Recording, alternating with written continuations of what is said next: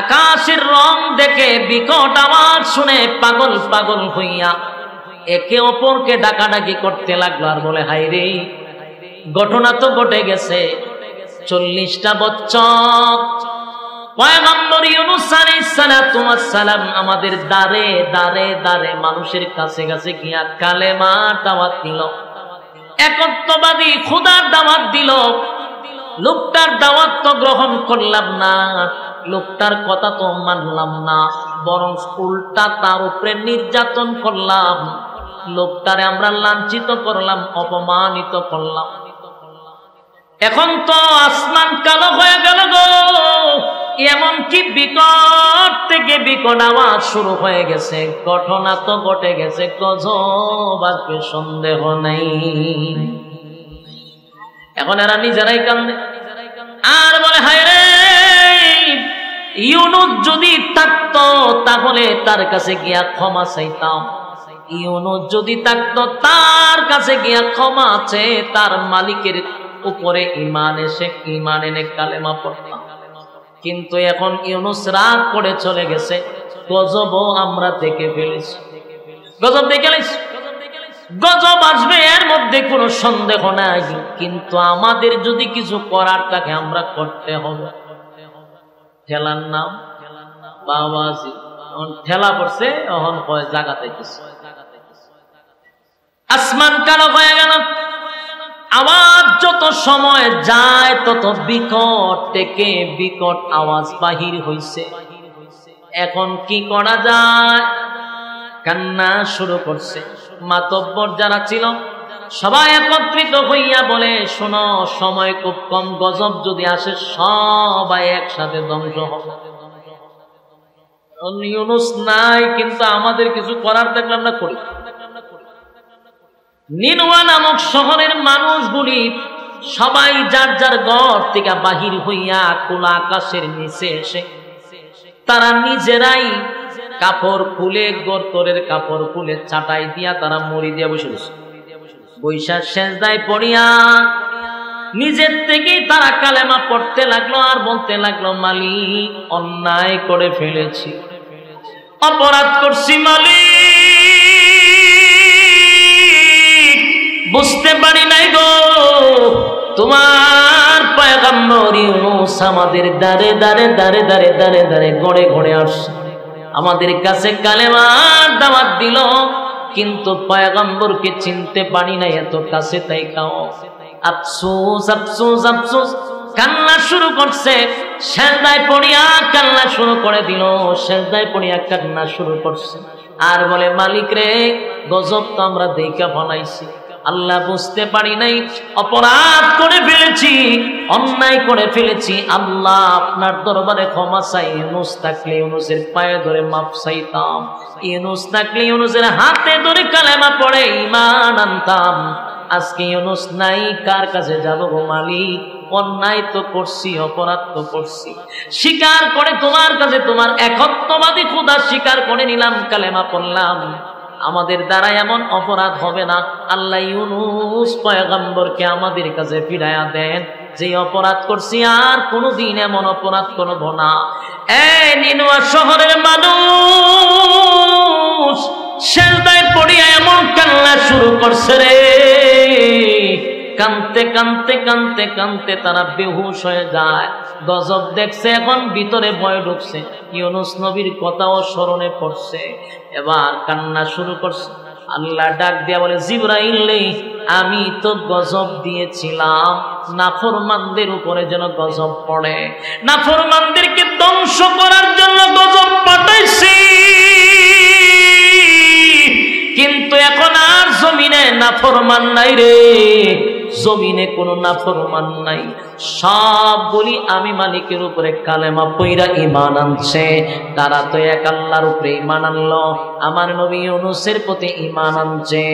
এ জিবরাইল, আমার গজব তো নাফরমানের জন্য, নাফরমানের জন্য, নাফরমানের জন্য, যারা আমি আল্লাহর নিয়ামত খাইয়া নিয়ামত ভোগ কইরা নাফরমানি করে, আমি আল্লাহর নিয়ামত খাইয়া নিয়ামতের অস্বীকার করে, সারাটা জীবন আমি আল্লাহ যাদেরকে নিয়ামত দিলাম কিন্তু জীবনটা বড় শুধু নাফরমানি করে গেল, তাদের জন্য আমার গজব।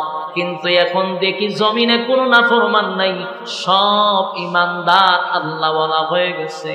জিবরাইল গজব উঠায় আনে, গজব উঠতে শুরু হইল।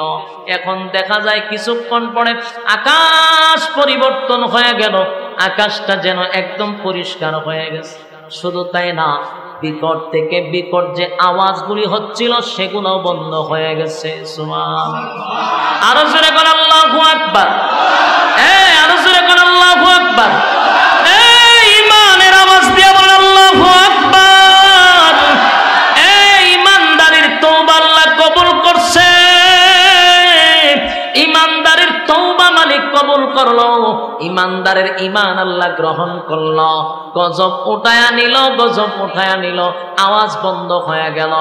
এবার ঘটনা ঘটছে কি, ইউনূস আলাইহিস সালাতু ওয়াস সালাম তো এলাকার মধ্যে নাই।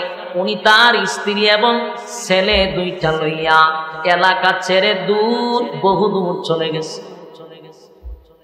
ইউনূস নবী এক জায়গায় গিয়ে অবস্থান করলো, দেশ ছাড়ে নাই, দেশের ভিতরে আছে, অন্য ডিস্ট্রিক্টে চলে গেছে। হঠাৎ করে কিছুদিন পরে নিনুয়া নামক শহরের একজন মানুষ ইউনূস নবীর সঙ্গে সাক্ষাৎ হয়েছে। ওই লোকটা ডাক দিয়ে বলে, ইউনূস, তুমি না আমাদেরকে বলেছিলা যে আমাদেরকে তোমার মালিক গজব দিয়া ধ্বংস করে দিবে? বলে হ। বলে আমি তো নিনুয়া নামক শহর থেকে তোমার কাছে আসলাম, কোথায় কোনো গজব তো পড়লো না, কেউ তো মারাও গেল না, কোনো ক্ষতি হইল না। তুমি বললা কি, বাস্তবে হইল কি? মনোযোগ দিয়ে বুঝে নিয়ে একটা ফেস লাগাইছে। নবীর কাছে গিয়া বলি, ইউনূস, কেন তুমি আমাদেরকে এমন ভাবে আমাদের সঙ্গে প্রতারণা করলাম? সবার সামনে বললাম যে গজব আসবে, আমরা ধ্বংস হয়ে যাব। নিনুয়া নামক শহর ক্রস করে তোমার কাছে আসলাম, ওই আমি তো কোথাও গজবের চিহ্ন পাইলাম না, কোনো মানুষ মরতেও দেখলাম না, কেউ অসুস্থ হইতেও দেখলাম না। ঘটনা কি? ইউনূস নবী বারবার জিজ্ঞাসা, ঘটনা কি সত্য? বলে হ। তুমি কি শহর থেকে আসছো? বলে হ। ইউনূস নবী বলছে টেনশন ঘটনা, কিন্তু হে কত বড় বাট্টা, একবার কয় না যে এই শহরের মানুষ কালেমা পড়ছে, এই কথা কিন্তু কইছে না। এই কথা কইলে তো ইউনূস নবী বুঝতো, কিন্তু হ্যাঁ কইছে আমি শহর থেকে আইছি, কই একটা মানুষ মরল না, অসুস্থ হইল না, ধ্বংস হইল। ইউনূস নবী পড়ছে মহা টেনশন। হইলে কি তা আল্লাহ না আমার সাথে ওয়াদা করলো, আমার দিয়ে আল্লাহ কইলে আর আগে কইবার লেগেছে গজব দিয়া ধ্বংস করে দিল। যা আমি গানাইলাম গজব দিল না, এটা কোন তাল বাহানা? ইউনূস নবী বলছে মহা মুশকিল। তখন ইউনূস নবী সিদ্ধান্ত নিচ্ছে, দিতা যে শয়তানের শয়তান, 40 বছর দাওয়াত দিছি, দাওয়াত গ্রহণ করছে, গজব আইব আমি হুক এরারে বলছি, এরপরে এরা ভয় পাইছে না, গজবের দিন তারিখ ঠিক করছি, গজব আইছে না, এখন যদি আমি শহর ঢুকি আমার বাইরে মেরে লইব। কথা মানে আস্থা রাখবো নি? ইউনূস নবীর ধারণা হইল যেই জাতি দাওয়াত দিতে গিয়ে মার খাইছি, যেই জাতিরে গজবের কথা শোনানোর পরে মার খাইছি, আর এখন তো দিন তারিখ ঠিক করে দিয়েছি, তারিখও শেষ, দিনও শেষ, গজব যেহেতু আসছে না, আমি যদি আবার যাই তেরা আমার বাইরে মেরে লিব, আমার এখন আর জীবিত থাকতে দিবে না। ওই ইউনূস নবী নিজে নিজে সিদ্ধান্ত পাল্টাইছে। কি পাল্টাইছে? এই যে আল্লাহ বলেন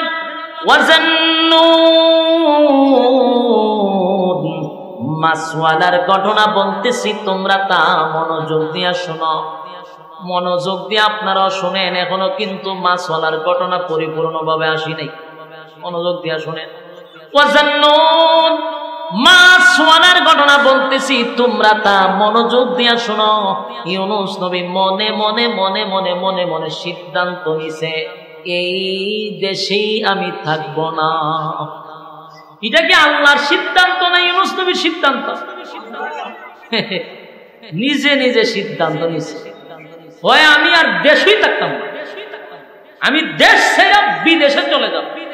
যেই জাতি গজব তারিখ ঠিক করার পর গজব করছে না, এটি যদি আমি যাই বাইরে মেরে লেব আমার, সুতরাং এদের কাছে না গিয়া আমি দেশ ছেড়ে দেব। এই যে সিদ্ধান্তটা নিছি, এটা কিন্তু আল্লাহর পক্ষ থেকে না, ব্যক্তিগত। ব্যক্তিগত সিদ্ধান্ত নেওয়ার কারণে আল্লাহর কাছে এটা পছন্দ হয় নাই।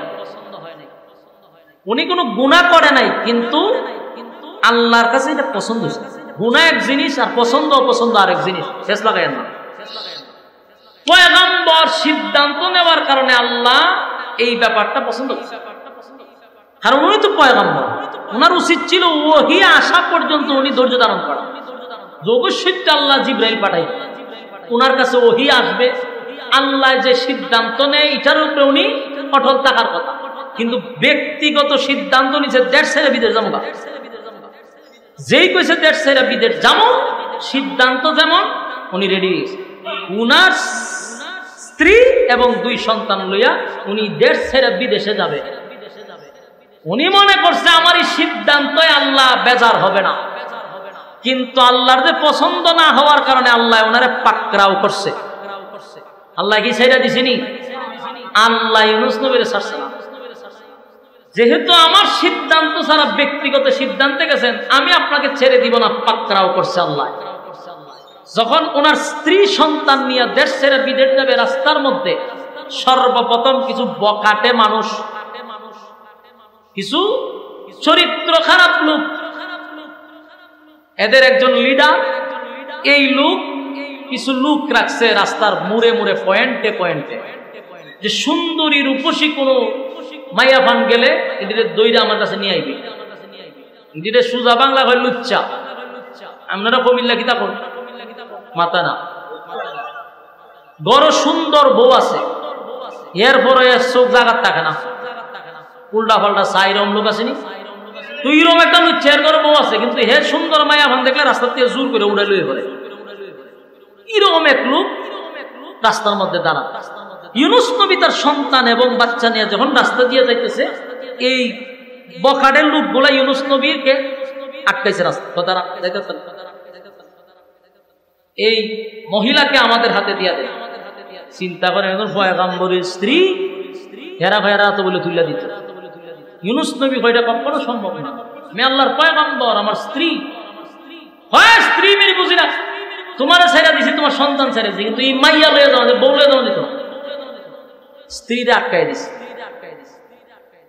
কিন্তু ইউনূস নবীর স্ত্রী ডাক দিয়া বললেন যে, প্রাণের স্বামী, আপনার যে গন্তব্য আপনি রওনা দিয়েছেন, চলে যান, আমার নিয়ে আপনি টেনশন করেন, আমার হেফাজতের দায়িত্ব আল্লাহ। উনি উনার স্বামীরে সান্ত্বনা দিতেছে যে, আপনি আমার লাগে উনি চিন্তা টিন্তা করেন, আমার হেফাজত আল্লাহ স্বয়ং করবে, এটা আমার বিশ্বাস, আমার একটাই। ইউনূস নবী চিন্তা করলো, সময় নষ্ট করে লাভ, আমার বিবি যেহেতু কইতাছে তার হেফাজত আল্লাহ করবে, আল্লাহ তো হেফাজত করবে, আমার ওই বিশ্বাস আছে, আমি যাই। উনি উনার 2 ছেলেরে নিয়ে রওনা দিছে। খুব খেয়াল করবেন, পাকড়াও করছিনি, ধরছিনি আল্লাহ, শুরু হয়েছে খালি ওয়াজান্নুন। মাসওয়াদার ঘটনা বলতেছি, তোমরা তা মনোযোগ দিয়ে শোনো। মাসওয়াদাকে আমার মালিক পাকড়াও করছে গো। মালিক কিন্তু ইউনূস নবীরে ধরছে। সর্বপ্রথম বিবিরে আটকায়া দিল বকাটে লোকগুলা। বিবিরে লইয়া উনি কিন্তু যেতে পারে নাই, স্ত্রীরে রাইকা 2টা সন্তানকে লইয়া রওনা দিছে, দেশ ছাইরা বিদেশে চলে যাবে। যেই মাত্র দেশ ছাড়তে গেলে সামনে একটা নদী আছে, নদী ক্রস করে না যাইতে, এমন নদী পার হইয়া উনি যাইব জাহাজে উঠতে, ছোট্ট একটা নদী সামনে। যেই বাচ্চারে কুলে লইয়া আরেক বাচ্চারে পারে রাখতে গেছে, ওই পারে যাইতে এক মা ছাইয়া এই বাচ্চাটারে টান দিয়া লয়ে গেছে। কুলের বাচ্চারে কি করছে? মাছে নিয়ে গেছে। ছেলে না রয়েছে কয়জন? ধরছেনি আল্লাহ। আপনারা মনে খুব বিরক্ত লাগতেছে না? আমি বুঝতেছি ছেড়ে দিতেছে আমি বেশি সময়, যেখানে ওয়াজ করে আমারও ভালো লাগে না, আপনারও ভালো লাগে না, থেকে নইব আপনারা লক্ষণে বোঝা যায় আপনারা খুব বিরক্ত। আওয়াজও না জানি তুলি যে আপনারা যদি সারা শব্দ নাই ঘটনা কি বিরক্ত লাগলে আমার কই, মনোযোগ দিয়ে শুনেন। এখন ইউনূস নবীর প্রথম স্ত্রীকে বকাটে আটকাই দিছে, কুলের সন্তানটাকে মাছে নিয়ে গেছে। ধরছেনি আল্লাহ, পাকড়াও করছেনি। ওয়াজান্নুন মাছওয়ালার ঘটনা বর্ণনা করতেছি, তোমরা তা মনোযোগ দিয়া শোনো। আমি মাছওয়ালারে ধরছি, মাছওয়ালারে পাকড়াও করছি। এবার ইউনূস নবী গেলেন বড় ছেলেটারে নিয়ে নদী পার হবে, তাকায়া দেখে বড় ছেলেটারে বাগে নিয়ে দৌড় শুরু করছে। কথা কি বুঝতেছেন? বড় ছেলেটারে কিসে নিছে? পাগলে দৌড় মারছে। হায় হায় হায়, চতুর্দিক দিয়ে বিপদ আর বিপদ। ধরছে তো মালিক পাকড়াও করছে, দৌড়ালিছে।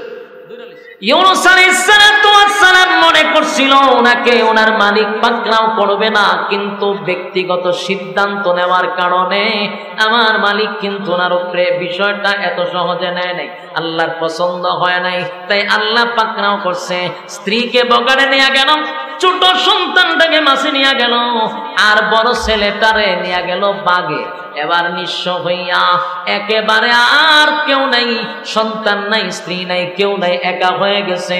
ইউনূস নবী এবারও সিদ্ধান্ত নিল দেশ ছেড়ে বিদেশ চলে যাব, যেই জায়গায় স্ত্রী নাই, সন্তান নাই।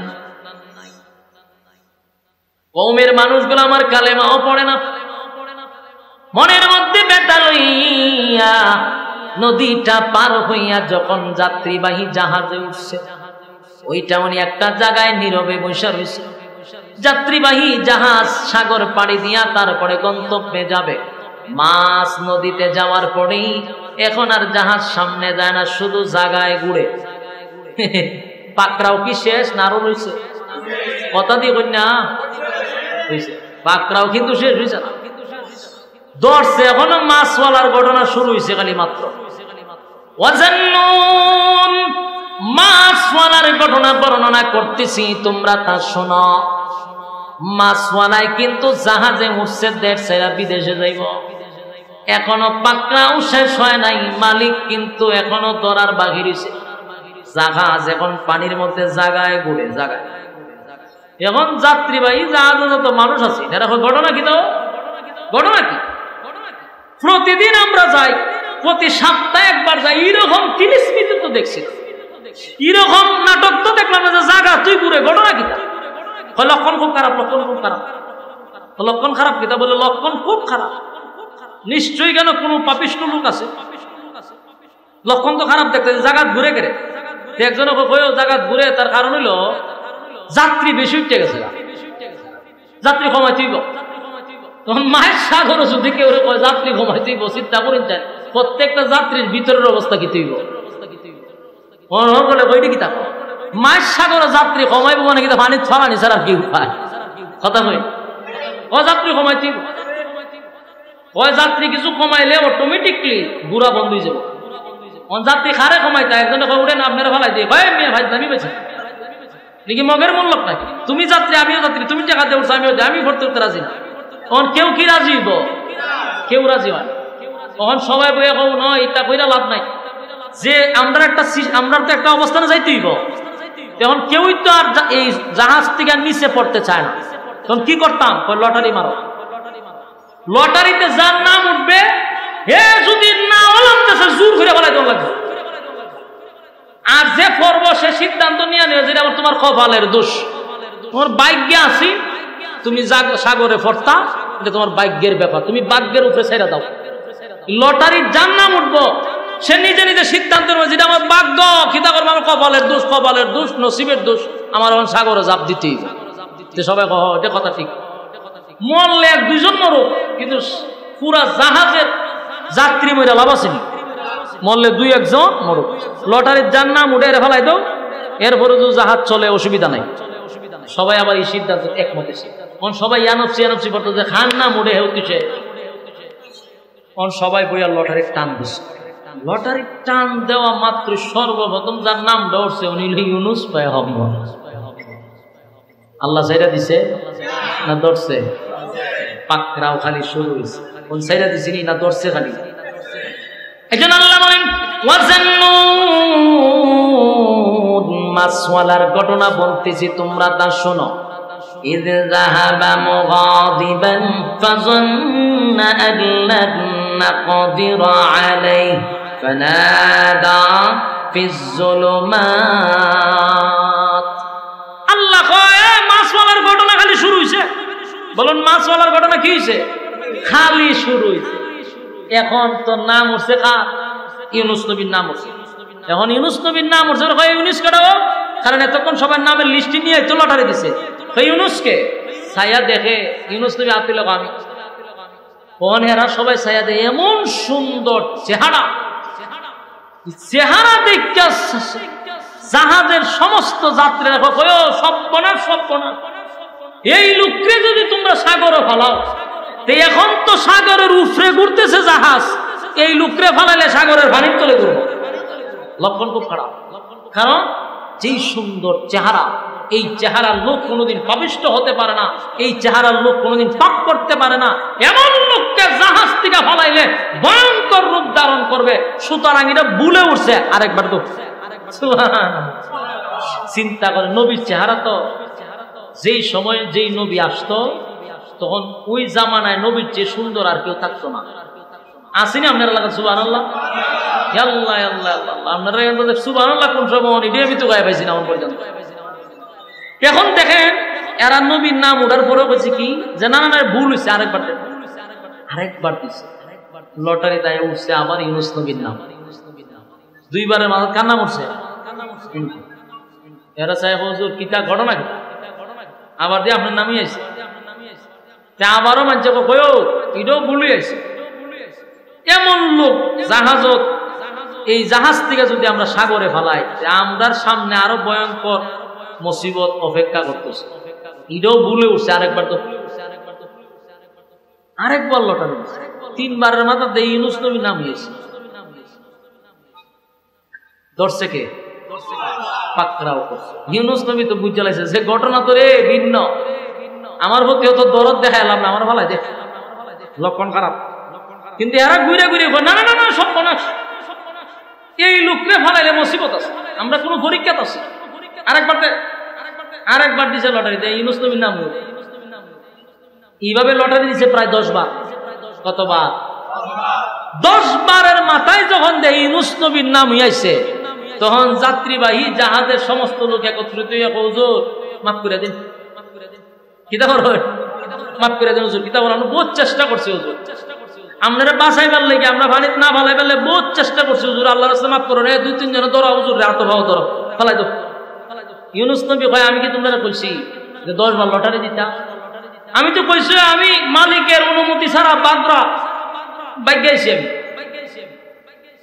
আমার লাগে যে জাহাজ ঘুরতেছে এটা আমি জানি, তোমরা তো আমার বারে বারে স্যাক্রিফাইস করতেছো, বারে বারে কই অত সুন্দর হুজুর কইয়া কইয়া আমারে তোমরা রাখছো, আমারে ফালাই দিবে, আমি নিজেই গেছি। কত হুজুর আল্লাহর রাস্তায় মাফ করেন, তোর হাত পাও ধরেছিল ইউনুস নবীর উড়ায় ফেলাইছে। যেই মাত্র সাগরে ফালাইছে, পানিত পড়তাছে না, মাছে গিলালিছে, করছিনি বিপদ। কথা দিয়ে কন্যা আপনারা কিতা মনে হয় এটা গিচ্ছা শুরু করছি? গিচ্ছা না, কোরআনের কথা। দেখেন পানিত পড়তে পারছে না, মাছে গিলালিছে। তাফসীরের কিতাবে বিভিন্ন জায়গায় বিভিন্ন ভাবে আসছে। এক জায়গায় পাইছি একটা মাছে গিলার পরে এই মাছটারে আবার আরেক মাছে খাই দিছে। কথা কি বুঝতেছে? এক জায়গায় এক মাছের কথা আসছে, আবার অন্য তাফসীরে 2 মাছের কথা আসছে, যে যেই মাছে খাইছে এই মাছরে আবার এর থেকে বড় একটা মাছে পুরা মাছ গিলালিছে। আসেনি? সুবহানাল্লাহ, সুবহানাল্লাহ। আল্লাহ বলেন وَظَنُّونَ إِذْ ذَهَبَ مُغَاضِبًا فَظَنَّ أَن لَّن نَّقْدِرَ عَلَيْهِ فَنَادَى فِي الظُّلُمَاتِ। ইউনুস নবী যখন মাছের পেটের ভিতরে চলে গেল, অন্ধকারের পর অন্ধকার, অন্ধকারের পর অন্ধকার। কয়টা অন্ধকারের ভিতরে গেছে জানেন? 4টা অন্ধকার। একটা হলো রাতের অন্ধকার, একটা হলো পানির নিচের অন্ধকার, আর একটা হলো প্রথম মাসের অন্ধকার, পরেরটা হলো দ্বিতীয় মাসের অন্ধকার। 4টা অন্ধকারের ভিতরে ইউনুস নবী চলে গেছে।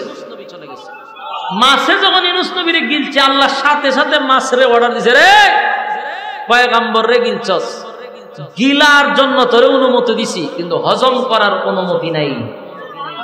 তোমার আল্লাহ কি বাড়ি দিয়ে বলবে? গিলার অনুমতি আছে কিন্তু হজম করার অনুমতি না। আল্লাহ হজম শক্তি নষ্ট করে দিছে মাছের, মাছ আর হজম করতে পারবে না।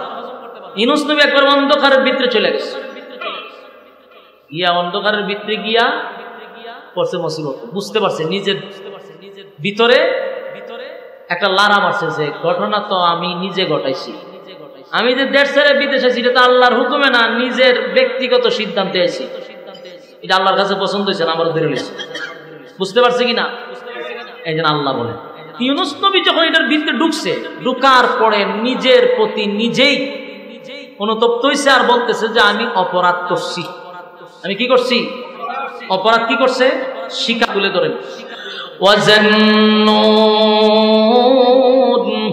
إِذْ ذَهَبَ مُغَاضِبًا فَظَنَّ أَن لَّن نَّقْدِرَ عَلَيْهِ فَنَادَى فِي الظُّلُمَاتِ أَن لَّا إِلَٰهَ إِلَّا أَنتَ سُبْحَانَكَ إِنِّي كُنتُ مِنَ الظَّالِمِينَ। পড়েন লা ইলাহা।